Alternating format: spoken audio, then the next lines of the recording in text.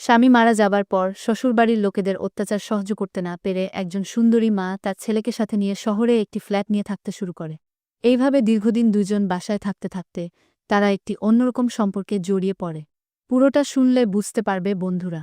তো চলো আর কথা না বাড়িয়ে শুরু করি আজকের ভিডিও।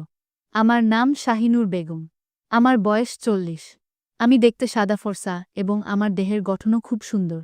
যেখানেই যাই সবাই আমার সৌন্দর্যের প্রশংসা করে। আর আমার একমাত্র ছেলের নাম শিহান। আমরা রাজশাহী শহরে একটা ফ্ল্যাটে থাকি। আজ থেকে 7 বছর আগে আমার স্বামী স্ট্রোক করে মারা যায়। তখন আমার ছেলের বয়স 12 বছর। আর আমার বয়স ছিল 29 বছর। আমরা যৌথ ফ্যামিলিতে থাকতাম। আমাদের আদিবাড়ি চাপাই নবাবগঞ্জে ছিল। আমার স্বামী মারা গেলে আমার উপর জুলুম করা শুরু করে আমার স্বামীর পরিবারের লোকেরা। এই বিষয়ে পড়ে সব জানতে পারবেন। আমি আর আমার ছেলে চলে এলাম রাজশাহীর শহরে। এখন এখানেই থাকি। আমি আগে চাকরি করতাম আর স্বামীর ইন্স্যুরেন্সের টাকা ছিল। সেই টাকা দিয়ে আমি এই 2 রুমের ফ্ল্যাটটা কিনি। আর আমার স্বামীর ব্যাংক ব্যালেন্স অনেক ছিল। তা দিয়ে ভালো চলত আমাদের সংসার। তবে 1 বছর পর আমি আবার চাকরিতে যোগ দিলাম। শিহাব স্কুলে পড়ে। আমাদের সুখদুঃখ নিয়ে দিনকাল ভালোই কাটতে থাকল। বর্তমানে আমার ছেলের বয়স 22 বছর। ও এখন কলেজে পড়ে। আর আমার বয়স বর্তমানে 40 বছর। আমি একটি ওষুধ কোম্পানিতে ভালো পোস্টে চাকরি করি। বেতনও পায় অনেক। চাকরি করার জন্য দৌড়াদৌড়ির ফলে আমার শরীরে কোনো মেদ নেই। একদম স্লিম ও সুন্দর গঠিত শরীর।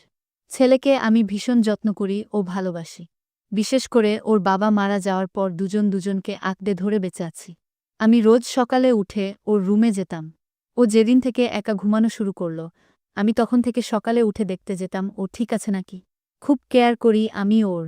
রোজকার মতোই শিহাব ওর ঘর থেকে বেরিয়ে ফ্রেশ হয়ে প্রতিদিনের কাজ ছেড়ে রান্নাঘরে আসলো। আমি তখন ব্রেকফাস্ট তৈরি করছিলাম। তখন এসে রোজকার মতোই আমার পাশে দাঁড়ালো। আমি ওকে একটু মুচকি হাসি দিলাম আর বললাম, টেবিলে গিয়ে বসো, আমি খাবার আনছি। এরপর আমরা খাওয়া দাওয়া সেরে নিলাম। আর রোজকার মতোই দিনটা কেটে গেল। পরের দিন সকালে আমি যখন ওর ঘরে যাই, তখন দেখি ও আমার নাম নিয়ে কি যে তা বলছে। আমার আর বুঝতে বাকি রইল না। ও গিটার বাজাচ্ছে আর নাম ধরে বাজে কথা বলছে। ওর এই কান দেখে আমার চোখে জল চলে এলো আর ওর ঘর থেকে দৌড়ে বেরিয়ে আসলাম আর বসে পড়ে কাঁদতে থাকলাম। একটু পরে ও আমার ঘরে এসে আমার কাঁধে হাত রাখল। আমি তখন চমকে উঠলাম আর প্রচণ্ড রাগে দাঁড়িয়ে ওকে এক থাপ্পড় দিলাম আর বললাম, এত বাজে, তুই আমাকে মনে করে ওটা করতে পারলি? ও বলল, সরি আম্মু, আমার অন্যায় হয়ে গেছে। আমি আর করব না, আমি বললাম, তোকে এত কষ্ট করে আগলে রাখলাম। এত কিছু করে তোকে বড় করলাম। আর সেই তুই কিনা আমাকে নিয়েই। আমি ভাবতে পারছি না। ও বলল, যা হয়ে গেছে তা নিয়ে ভেবো না। আমি আর কখনো এমন করব না। আমি বললাম, তুই খাবার খেয়ে কলেজে যা। সন্ধেবেলা অফিস থেকে ফিরে কথা বলবো। তখন ও খুব ভয়ে ভয়ে খাবার খেয়ে রেডি হয়ে কলেজে চলে গেল। শিহাব কলেজ থেকে বাড়ি ফেরে 4টার দিকে। আর আমার আসতে আরও প্রায় 1 ঘন্টা। আমি 7টা নাগাদ এসে কলিং বেল বাজালাম। শিহাব দরজা খুলে দিল, আমার দিকে না তাকিয়ে। তারপর ও নিজের ঘরে বসে পড়ার ভান করতে থাকল। আমি বাথরুমে গিয়ে হলাম। এরপর সুন্দর একটি শাড়ি পরে চুল সুন্দর করে ছেড়ে দিয়ে হাতে একটা প্লেট, তাতে ফিশ ফিঙ্গার নিয়ে ওর ঘরে গেলাম। আমি মাঝে মাঝেই অফিস থেকে ফেরার পথে খাবার নিয়ে আসতাম। আমি ওর হাতে খাবারের প্লেট দিয়ে বললাম, কলেজ থেকে এসে তো কিছু খাসনি। আয় ফিশ ফিঙ্গার খেয়ে নে। এই বলে আমি ওর পড়ার টেবিলের আরেকটা চেয়ারে বসলাম। তারপর দুজনে খাওয়া শেষ করলাম। খাওয়া শেষে আমি ওকে বললাম, বাবু, সকালে তোর গায়ে হাত দেয়া আমার ঠিক হয়নি। তুই এখন বড় হয়েছিস। কিন্তু আমার তখন খুব রাগ উঠে গিয়েছিল। আমি গলা ভারী করে এগুলো ওকে বললাম। আরও বললাম, এই সময় বয়সের অনেক পরিবর্তন আসে। তাতে তুই যা করেছিস তা হওয়া স্বাভাবিক, কিন্তু নিজেকে সংযম করতে হবে। এই বলে আমি একটু কেঁদে উঠলাম। তারপর একটু সামলে নিয়ে বললাম, তোর কোনো গার্লফ্রেন্ড নেই? কাউকে পছন্দ করিস না?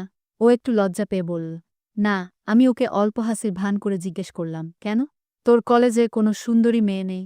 যদিও কলেজটা পড়ার জায়গা, কিন্তু তোর যা অবস্থা, তোর জীবনে প্রেম আর প্রেমিকা আসাটাই ভালো। ও একটু সহজ হয়ে বলল, আমার যে কাউকে মনে ধরে না। আমি বললাম, ফেসবুকে মেয়েদের সাথে কথা বলিস না? ও বলল, বলি, কিন্তু এমনি সাধারণ। আমি বললাম, কেন? তোর কি কম বয়সী মেয়েদের পছন্দ না? নাকি শুধু আমার মতো বয়স্ক মহিলাদের পছন্দ? আমার কথা শুনে ও চুপ হয়ে রইল। তা দেখে আমি বললাম, এখন চুপ করে আছিস কেন? ও একটু ভয়ে ভয়ে বলল, হ্যাঁ। আমি বললাম, দেখ বাবু, এইসব কথা সাধারণত বাবারা আলোচনা করে ছেলেদের সঠিক পথ দেখায়, কিন্তু তোর দুর্ভাগ্য সেইটা তো হলো না। এই বলে আমি একটু চুপ থাকলাম। তারপর একটু ধোক গেলে লজ্জা লজ্জা ভাব নিয়ে জিজ্ঞেস করলাম, তা কাকে কাকে ভেবে ওইসব করিস? সত্যি করে বলবি? ও এখনো পুরো চুপ। ওর মুখ লাল হয়ে যাচ্ছে, চুপ করে রুই। আমি তখন বললাম, আমি সব বুঝি। তোর বয়সী ছেলেরা বয়সী মহিলাদের পছন্দ করে। এখন এত লজ্জা। সকালে মনে ছিল না বলে আমিও লজ্জা পেলাম। যাই হোক, এবার প্রশ্নের উত্তর দে। ও একটু চুপ থেকে তারপর বলল, মেজো চাচি, বড় চাচিকে নিয়ে ভাবতাম। আমরা ওই বাড়ি থেকে চলে এলেও সম্পর্কের খাতিরে যোগাযোগ ছিল। ওর এই কথা শুনে আমি সঙ্গে সঙ্গে রেগে উঠলাম, কারণ আমি ওর চাচিদের খুব অপছন্দ করতাম। আর ওকে বললাম, শেষে ওই বাজে মহিলা দুটোকে ভালো লাগলো তোর। আমি ওর চাচিদের কেন অপছন্দ করতাম তার কারণটা শিহাব জানত না। আমি বেশ রেগে গেছি, তাই ও ভয়ে ভয়ে বলল, তুমি তো সত্যিটা জানতে চাইছিলা, তবে? আমি ওর কথা শেষ না করে দিয়ে বললাম, হ্যাঁ, ওদের তো ভালো লাগবে। ওদের বাড়ি গেলে যে মিষ্টি মিষ্টি কথা বলে, যেন তোকে ভালোবাসে। আর তুই ওদের নিয়ে ভাবিস। এ তো ভালো, যখন ওদের কাছে থাক। ও বলল, এত রেগে যাচ্ছ কেন? তুমি ওদের এত হিংসা করো কেন? আমি বললাম, ওরে আমার ছেলে, আমি হিংসুটে আর ওরা খুব খুব ভালো। জানিস ওরা কি বলেছিল আমাদের নিয়ে? আমি খুব রাগে কথাগুলো ওকে বললাম। তা দেখে ও খুব ভয় পেয়ে চুপ করে আছে। আমি বললাম, আমরা ওই বাড়ি থেকে চলে আসার সময় তোর বড় চাচি তোর মেজো চাচিকে বলে, ওই তো শাহিনুর যাচ্ছে। আলাদা থাকবে। স্বামী হারিয়ে ছেলেকে নিয়ে সংসার করবে। এখানে থাকলে তো আর ওইসব চলবে না। আমি রেগে এসব কথা খুব সহজে বলে গেলাম। তখন ও বলল, তুমি কি বলছো এসব? এরকম কেউ বলতে পারে নাকি? আমি বললাম, আমার কথা তো বিশ্বাস হবে না?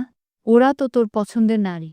আমি তখন ওর হাত নিজের দিকে আরও নিয়ে বললাম, সকালে আমার দিকে তাকিয়ে তুই ওদের ভাবছিলি তো? আর এখন ভালো লাগে না বলছিস?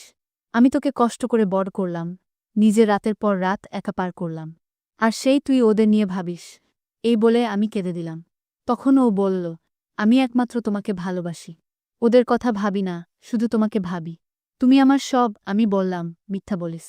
আমি তোর কাছে কিচ্ছু না, ওরাই সব। এই বলে আমি ওকে কাছে টেনে নিলাম। ও বলল, আমার একমাত্র পছন্দের নারী তুমি। আমি বললাম, সেই তোর বাবা মারা যাওয়ার পর থেকে একা হয়ে আছি। আজ থেকে আমি তোর। আজ থেকে তুই আমার সব। এটা বলার পরই ও আমাকে আঁকড়ে ধরে তুলে বিছানায় নিয়ে গেল। এরপর যা হওয়ার তাই হলো। খেলাধুলার পর আমরা গোসল সেরে রাতে খেতে বসলাম।